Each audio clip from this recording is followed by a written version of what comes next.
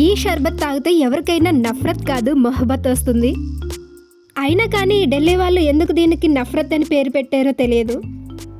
ఈ సమ్మర్లో ఇలాంటి కూల్ షర్బత్లు తాగాలనిపిస్తుంది కదా. అందుకే ఈరోజు మా అక్క కోసం నేను ప్రేమతో నఫ్రత్ కా షర్బత్ అయితే చేస్తున్నా. ఈ షర్బత్ కోసం ఫస్ట్ షుగర్ సిరప్ని అయితే నేను ప్రిపేర్ చేశా. నా దగ్గర ఏ ఫుడ్ కలర్ లేదు, బట్ కలర్స్ అవి ఎందుకు అని చెప్పి కొంచెం కలర్ కోసం నేనైతే టర్మరిక్ పౌడర్ అయితే వేసా.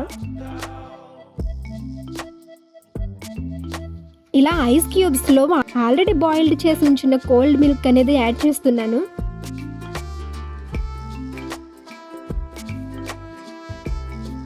ఇక దీంట్లో షుగర్ సిరప్ను కూడా యాడ్ చేస్తున్నా. ఎల్లో కలర్ రావాలి అంటే సాఫ్రాన్ కూడా యూస్ చేయొచ్చు, బట్ నా దగ్గర సాఫ్రాన్ లేదు, అందుకే టర్మరిక్ యూస్ చేసా. బాడీలో హీట్ తగ్గాలి అంటే బెస్ట్ రెమెడీ సబ్జా గింజలు కూడా యాడ్ చేస్తున్నాను.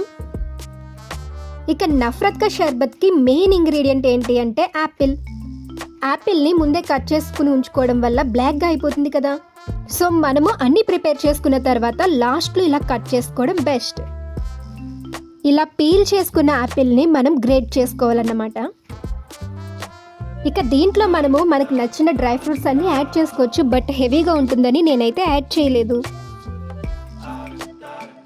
మిల్క్లో చక్కగా కస్టర్డ్ పౌడర్ని కూడా యాడ్ చేసుకోవచ్చు, బట్ కస్టర్డ్ పౌడర్ యాడ్ చేసి నాకు చాలా బోర్ కొట్టేసింది, అందుకే అది కూడా యాడ్ చేయలేదు నేను.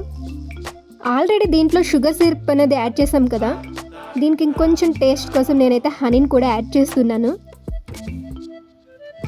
షర్బత్ అంటే కూల్గా ఉండాలి, అలాగే హెల్తీగా కూడా ఉండాలిగా. నిజంగా ఇలా ఐస్ క్యూబ్స్లో ఇవన్నీ వేసుకుని తాగుతూ ఉంటే ఎక్సలెంట్గా ఉంది. ఇక దీంట్లో నేను డెలిషియస్ జెల్లీ అయితే యాడ్ చేస్తున్నా. ఈ జెల్లీస్ అనేవి నేను ఆల్రెడీ ప్రిపేర్ చేసి ఉంచడం వల్ల వెంటనే వేసుకోవడానికి అయితే అవుతుంది. ఫస్ట్ టైం నేను జెల్లీస్ని ప్రిపేర్ చేసింది, వస్తుందా రాదా అనే డౌట్ కూడా ఉంది, బట్ ఫస్ట్ టైం అయినా సరే మనకి పర్ఫెక్ట్గానే వచ్చేసింది. ఇక ఇవన్నీ మంచిగా యాడ్ చేసుకుని కలుపుకుని అలా మనము గ్లాస్లో వేసుకుని తాగుతూ ఉంటే నఫ్రత్ కా షర్బత్ అనేది మొహబ్బత్ కా షర్బత్ అవుద్దన్నమాట. ఇప్పటి వరకు మీరు కూడా ట్రై చేయలేదా? ట్రై చేయండి ఒకసారి, చాలా అంటే చాలా బాగుంటుంది.